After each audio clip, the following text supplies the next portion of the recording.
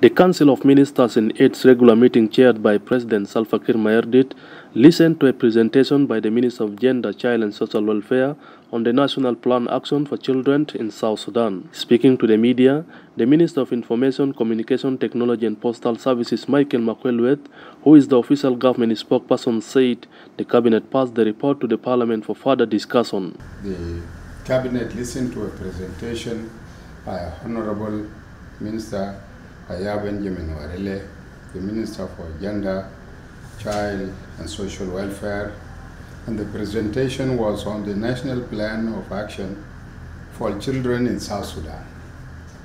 This plan of action was presented, discussed, and passed by the Cabinet for presentation to the TNLA.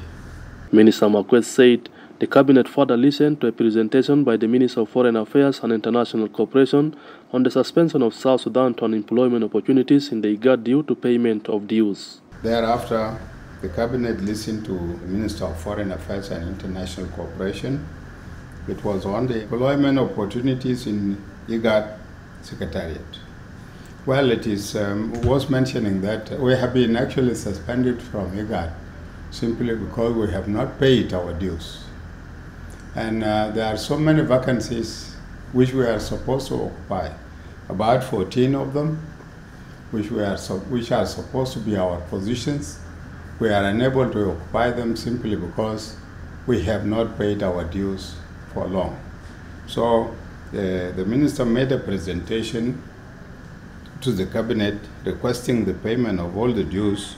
So after the thorough deliberation, it was decided that the Minister of Foreign Affairs discuss all this with the new Minister of Finance so that they can chart out the way forward in order to pay all the outstanding arrears so that the government or the people of South Sudan can benefit from these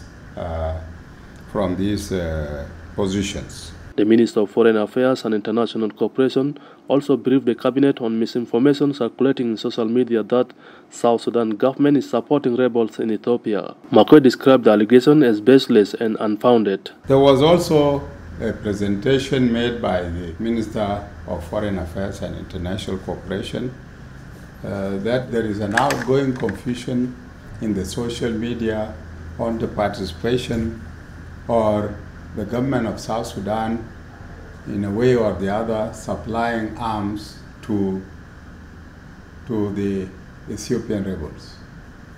This issue was discussed thoroughly, and the government found that the government of South Sudan is not involved in all these allegations in any way. Because there is no way we can even work against the government of Ethiopia, because the Ethiopian people and the governments of Ethiopia all these years have been standing with us, and without the Ethiopian people and the government, we would have not been independent today. So there is no way whereby we can say we are supporting the rebels in order to overthrow the system in Ethiopia. If we are unable even to graduate our forces now because of absence of arms, should we give arms to the rebels and leave our forces? The government distances itself from all these allegations as baseless and unfounded, because there is no way we can fight or encourage any group of people against the government of Ethiopia. We had to make it very clear and assure the Ethiopian government that we are with them, that we are with the government and the people of Ethiopia, and we will never work against them in any way. However, if there are any individuals who may be selling arms, then these are individuals who might have been in possession of their own private firearms, and if they are doing that, then this is at their own risk, and if the Ethiopian government can get hold of such people, then they should be brought to books. On the other hand, Minister Makwet said the committee tasked to screen the unified forces has received funds for the graduation of forces in the 3 regions. Yeah, of course, as you know very well, the graduation of forces has stayed for long, and today the committees which were set up for the 3 regions to go and do final screening of the graduates before they are graduated.